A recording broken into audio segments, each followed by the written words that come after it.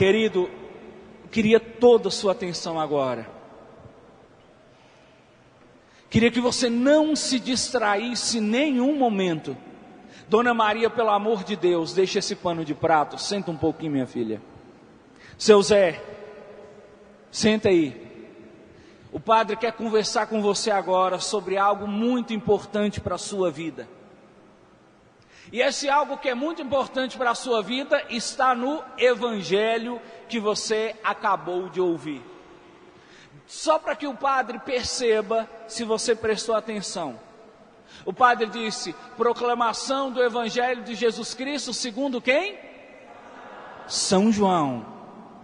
Todas as vezes que o padre estiver fazendo a leitura do Evangelho, você tem que identificar quem é o evangelista. É Mateus, Marcos, Lucas ou João? Nesse caso foi João. Então João escreveu essas palavras e a igreja pediu que hoje essas palavras fossem ditas para você. Aí o padre fez uma leitura que talvez você distraiu, você lembrou de outras coisas, você não prestou atenção, você que está em casa estava ocupado, ligou o liquidificador, ligou a máquina de lavar, foi lá no quintal um pouquinho, foi na sala e você não prestou atenção. Então olha só, toda vez que você estiver fazendo uma leitura de um texto, você tem que tentar identificar quem são os personagens daquele texto. É por isso que muita gente fala assim: padre, eu leio a Bíblia, mas eu não consigo entender nada. Não é que a Bíblia é difícil de entender. Tem passagens difíceis? Tem.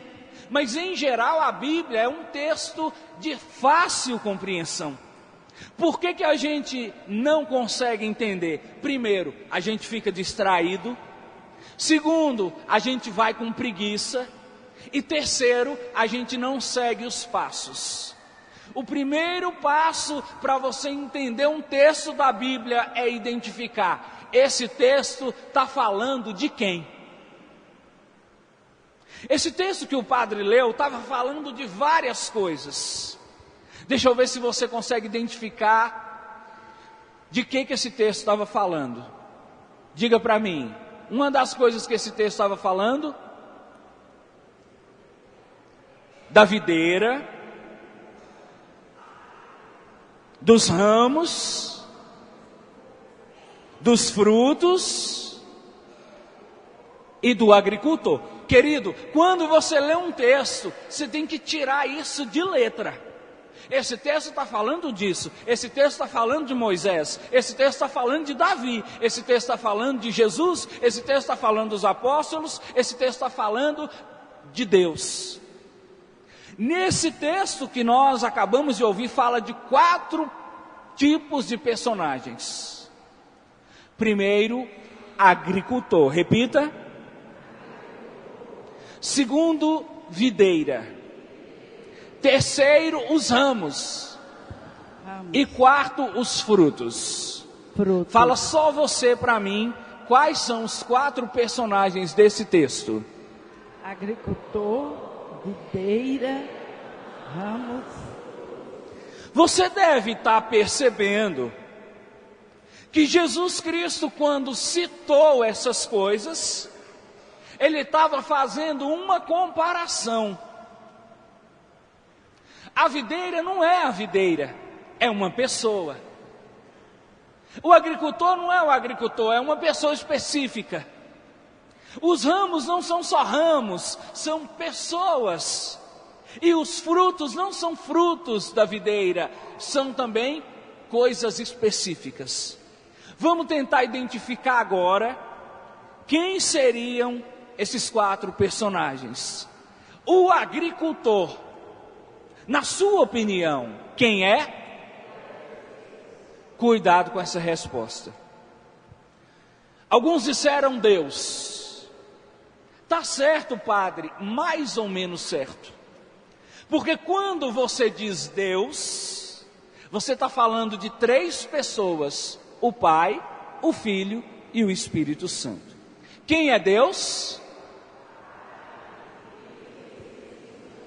Então, quando você cita Deus, você está citando essas três pessoas. Mas o texto, quando fala do agricultor, fala de uma pessoa só. Quem é? O agricultor, querido. O pai. Aí já começou a confusão. Aí você começa a tropeçar no texto e fala, sabe de uma coisa? Eu não entendi nada. Não, não é que você não entendeu, é que você confundiu. O agricultor não é Deus, o agricultor é uma das pessoas da Trindade, uma das pessoas que é o Pai. Amém? Vamos botar um ponto final nisso, dizendo assim, quem é o agricultor? Quem é o agricultor? E Jesus fala da videira. Antes de ver quem é a videira, diga para mim, o que é a videira? É uma árvore. É uma árvore que gera qual fruto? Uva. A árvore que gera uva nós chamamos de quê? Videira. Jesus está falando então que tem o agricultor, que é quem? E que tem uma árvore que chama videira. Essa árvore, ela gera como fruto a uva. Quem é a videira? Jesus, ou se você quiser, o filho. Veja, o pai é o agricultor e a videira é Jesus. E quem são os ramos dessa videira? Aí você vai ter que lembrar o seguinte, ó. Toda árvore, ela tem o tronco, ela tem os ramos, que são os galhos, e ela tem os frutos. Jesus disse que Ele é a videira. E Ele disse que essa videira tem troncos, essa videira tem ramos, essa videira tem galhos. Quem são os galhos da videira? Quem são os galhos da videira?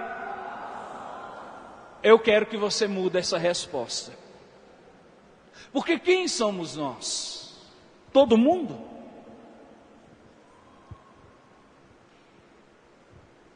Aquela pessoa que se diz ateia,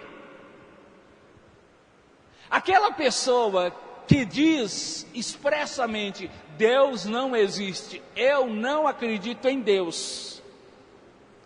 Essa pessoa faz parte desses ramos, sim ou não? Não. Resposta, não. Os infiéis fazem parte desse grupo, sim ou não? Não. Os muçulmanos fazem parte desse grupo, sim ou não?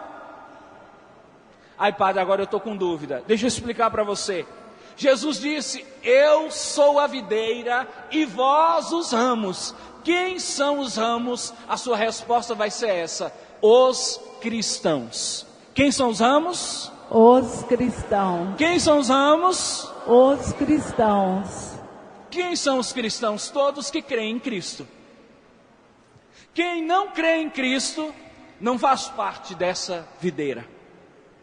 Então quem é muçulmano não faz parte dessa videira. Quem é budista, quem segue outras religiões que não o cristianismo, não faz parte da videira de Cristo. Ele disse isso para os seus discípulos, eu sou a videira e vós os ramos. Então vem comigo, quem é o agricultor? Quem é a videira? Quem são os ramos? Os cristãos. Quem aqui é cristão, fala amém. Amém. Você é cristão, então você é ramo. E quem são os frutos? Você vai responder assim, as obras. Quem são os frutos? As obras. E o que são as obras? Tudo o que você faz. Tudo que você faz é uma obra. Você arruma uma casa, é uma obra. Você trabalha, é uma obra. Você ajuda alguém, é uma obra. Você cuida de um doente, é uma obra. Você visita um hospital, é uma obra. Toda ação que você faz, a igreja e a Bíblia chama de obra. E Jesus chama de fruto. Então nós temos já a descrição dos 4 personagens. Quem é o agricultor? O Pai. Quem é a videira? Jesus. Quem são os ramos? Os cristãos. Quem são os frutos? As obras. Eu precisava de dizer isso para você, para poder chegar na seguinte palavra dita por Jesus. Jesus estava querendo mostrar para os discípulos dele a importância que cada ramo possui.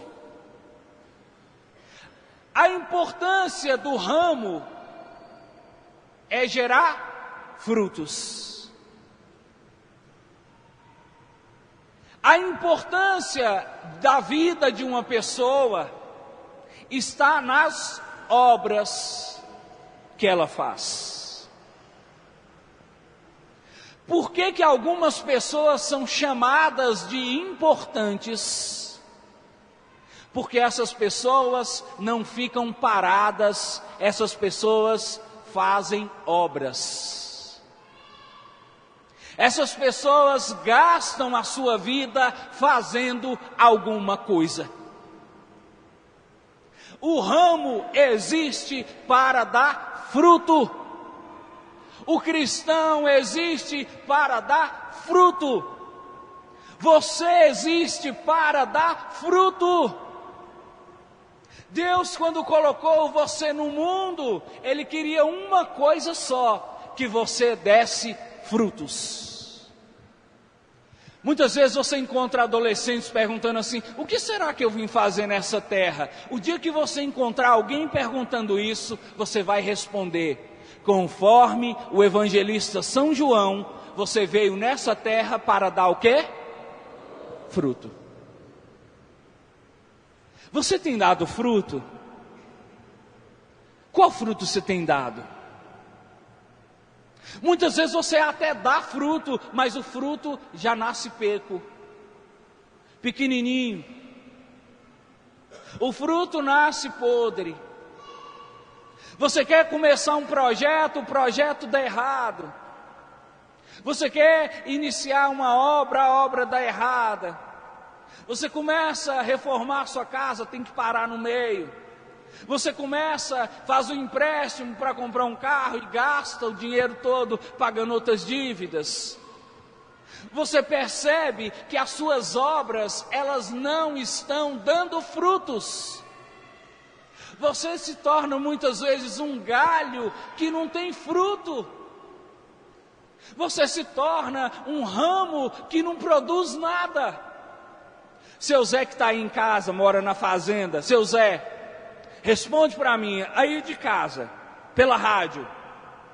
Se você tem uma plantação de milho, se você tem uma plantação de laranja, se você tem uma plantação de mamão, de banana, de uva, o que você está querendo com essa plantação, seu Zé? Você que está aqui, responde. Quem faz uma plantação está querendo o quê? Fruto. Se a planta não der fruto, o que tem que fazer com ela? Cortar, jogar fora. Agora, por exemplo, por causa da seca, teve muita gente que plantou feijão, o feijão não nasceu. Teve muita gente que plantou milho, o milho não nasceu. Porque não está chovendo muito, não está favorecendo o plantio. Como não nasceu, você vai querer o que com esses ramos secos? Você tem que arrancar, você tem que jogar fora. Jesus está dizendo: os ramos que não derem frutos serão lançados fora. Você tem que dar fruto, porque se você não der fruto, você será lançado fora como um ramo. Ô padre, mas o que quer dizer isso, dar fruto? É isso mesmo, você tem que fazer alguma coisa. Você não pode ficar sentado o dia inteiro de frente a uma televisão. Você não pode ficar o dia inteiro deitado em cima dessa cama. Você tem que levantar. Ai padre, mas eu estou tão tristinha porque meu namorado me deixou. Toma vergonha na sua cara.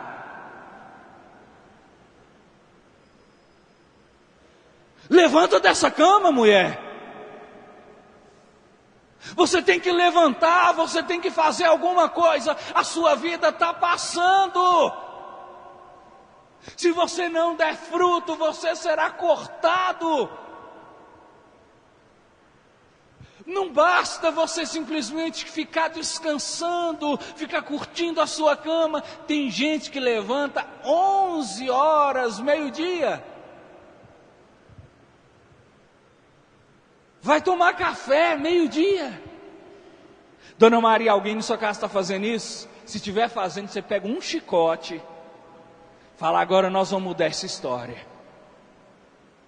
Quem está do seu lado tem que fazer alguma coisa. Você que é pai, você que é mãe, não deixe os seus filhos ociosos, não deixe os seus filhos sem fazer nada. Coloca para lavar uma vasilha, coloca para lavar um prato, coloca para limpar o quintal, coloca para ajudar você a arrumar a casa. Se é rapaz, coloca para ir trabalhar, coloca para estudar. Não pode ficar parado não. Jesus diz: quem ficar parado, quem não der fruto, vai ser o quê? Cortar. Quem quer ser cortado, diga amém. Se você disser amém, acabou. Mas Jesus também diz, olha o que ele diz: se você quiser dar fruto, quem quer dar fruto? Fala amém. Se você quiser dar fruto, você só tem uma saída: permanecer ligado na videira. Isso é uma questão até de lógica. Se você tem um pé de laranja, você sabe que se você quebrar o galho, aquele galho não vai nascer fruto. Para nascer fruto, o galho tem que ficar ligado na árvore. Amém? Da mesma maneira, para você conseguir gerar frutos, você precisa ficar unido a Cristo. Por que tem muita gente que não gera frutos? Talvez você que está me ouvindo, Marcelo, você fala assim: padre, mas eu não paro. Eu levanto de manhã, eu saio pela cidade inteira colocando currículo. Eu já coloquei mais de 50 currículos, até agora eu estou desempregado. Eu fico o dia inteiro caminhando pela cidade, meus pés estão com bolha. Eu já não tenho dinheiro para pagar lotação, para ficar indo atrás de empresa. Eu já não tenho dinheiro para comprar crédito, para ficar ligando, pedindo uma resposta. Eu estou fazendo, eu não estou parado, mas eu não estou dando fruto. Por quê, padre? Muitas vezes você não dá fruto, é porque você está querendo gerar frutos sozinho, separado de Jesus. Você pode ser bom o tanto que você puder. Se você estiver separado de Cristo, você não vai dar fruto, porque o ramo só dá fruto se estiver ligado à árvore. O cristão só dá fruto se estiver ligado a Cristo. Quem confirma isso, dá uma salva de palmas para o Senhor.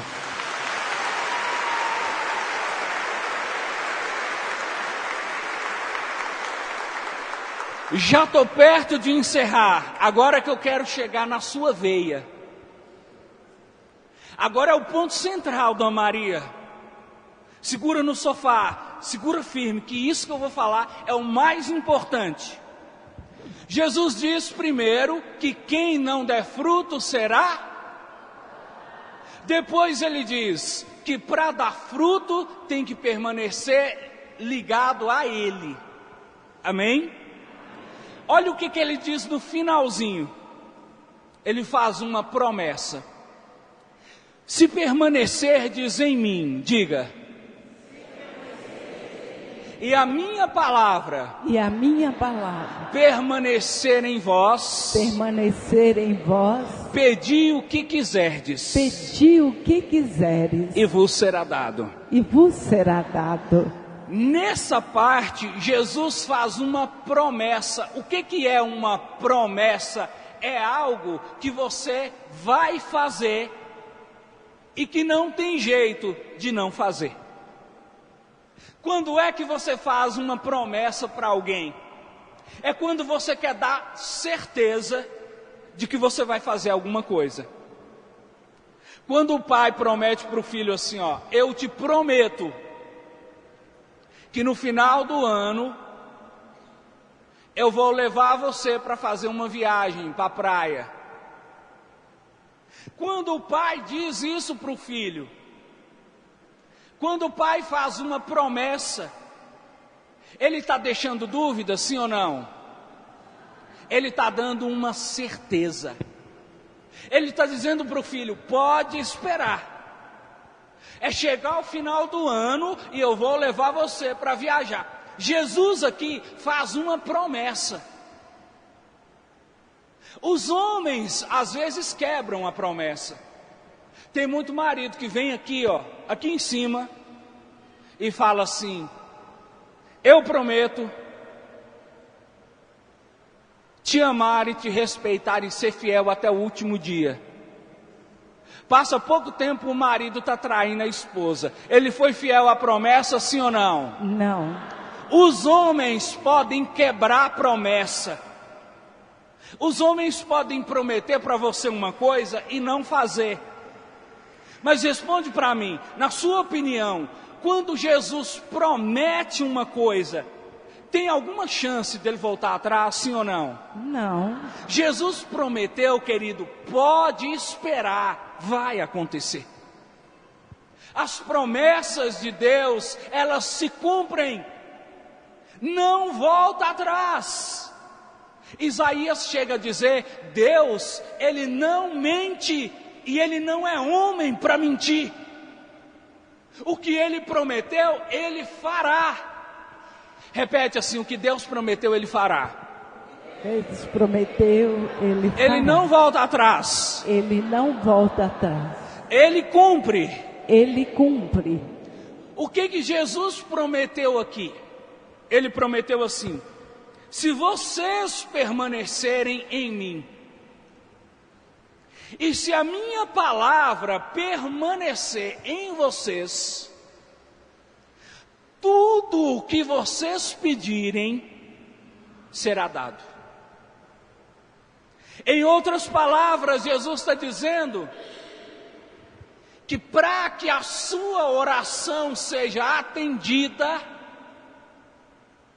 para que os seus pedidos sejam concedidos, não basta ter fé, não basta ir na igreja, não basta ler a Bíblia, você tem que permanecer nele. E a palavra dele tem que permanecer dentro de você. Aí você fala, padre, o que é permanecer? Se você fosse procurar essa palavra no texto original em que João escreveu em grego, você ia observar que quando João diz permanecer, ele diz uma palavra que significa morar. Jesus está dizendo para você que se você deseja que a sua oração seja atendida, você tem que morar dentro dele. E a palavra dele tem que morar dentro de você. Jesus não está querendo que você venha à igreja só na quarta-feira. Jesus não está querendo que você venha na missa só no domingo. Jesus não está querendo que você venha procurá-lo de vez em quando. Ele está dizendo, para que a sua oração seja atendida, tudo o que você pedir, o Pai conceda, você tem que morar dentro de mim. Não é só ir à igreja. Quem está entendendo, diga amém. Amém. Você tem que morar. Jesus está convidando você a viver dentro dele, a entrar para dentro dele, a fazer uma casa dentro dele. Como, Padre? Você sabe como fazer isso? E talvez você já até fez isso alguma vez na vida. Quer ver? Quem aqui, responde sinceramente, a câmera não vai mostrar não. Quem aqui já se apaixonou alguma vez na vida? Levanta a mão para o Padre ver. Apaixonou por alguém? Isso. Abaixa. Agora, quem aqui já apaixonou aquela paixão roxa de chorar, da sofrência de Pablo? Levanta a mão para eu ver. Aí. Olha só, nós temos uns minutinhos. Eu queria pedir um depoimento. Você que já apaixonou, essa paixão roxa, tem coragem de vir aqui para contar como? Você não vai dizer o nome da pessoa, não vai contar o que aconteceu. Você vai só contar o que você sentia. Quem tem coragem de vir aqui? Levanta a mão. Você já apaixonou? Então vem cá. Olha só, tem duas pessoas que vieram. Espera aí, olha para lá. Fica aqui, filho. Você vai ter que falar rapidinho que nós temos que esgotar. Quando você estava apaixonado, ela disse que Deus levou o apaixonado dela, ou seja, ela é viúva. Mas quando você estava apaixonada, mas estava assim enlouquecida, o que acontecia com você? O que você sentia? Fala aí. Olha, Padre, eu vim ficar com minha irmã, que ganhou neném, o primeiro bebê dela, minha irmã mais velha. Então, esse rapaz era um rapaz já de idade. Quando eu casei com ele, eu tinha 22 anos e ele tinha 49 anos. Eu fui apanhar água com a lata na cabeça, então ele ficou me espiando, falou assim, poxa, mas eu prometi para Deus que enquanto minha mãe fosse viva, eu não casaria com ninguém. Mas essa menina me chamou a atenção, eu vou casar com ela. Aí eu fui, não vi ele me olhando, e eu também passei na frente da casa dele e falei assim, gente, se esse rapaz quisesse casar comigo, eu casaria com ele. Então o nome dele é Joaquim Pereira Gomes, filho de Rita Gomes. Então, Peraí, eu quero que você conta o que você sentia quando você estava apaixonado. Como é que você ficava? Sentia aquele amor, eu falei, esse amor vem de Deus. Se um dia eu casar com ele, eu quero que Deus me dê meus filhos. E eu vou criar com muito amor, com muito carinho. Quando você ouvia uma música romântica, você lembrava dele, sim ou não? Lembrava, sim, daquelas músicas igual... Chico Mineiro, fizemos a última viagem. Nossa, de volta essa aqui. Deus abençoe. Amém. Nós estamos com o tempo atrasado, tem mais gente, depois nós conversamos. Vem cá. Fala pra mim, da sua paixão, como você se sentia por estar apaixonada? Eu me sentia muito péssima e muito bem ao mesmo tempo. Quando eu via essa pessoa, era como se a minha alma desmanchasse. Mas não era uma coisa boa para Deus, porque o meu coração estava vazio, porque eu não estava ligada nessa videira. E foi uma história muito triste, mas mesmo não estando ligada na videira, na época, eu prometi para Deus que se Ele tirasse aquilo de mim, eu jamais voltaria a me apaixonar que não fosse por Deus mesmo. Hoje eu sou casada, muito bem casada, com uma pessoa maravilhosa. Nós vivemos carregando a cruz de Deus, a cruz de Jesus, mas nós vivemos em Jesus. Dá uma salva de palmas a essa irmãzinha. Aqui, fala para nós. Quando você se apaixonou, você está apaixonada ainda, sim ou não? Graças a Deus. Então tá,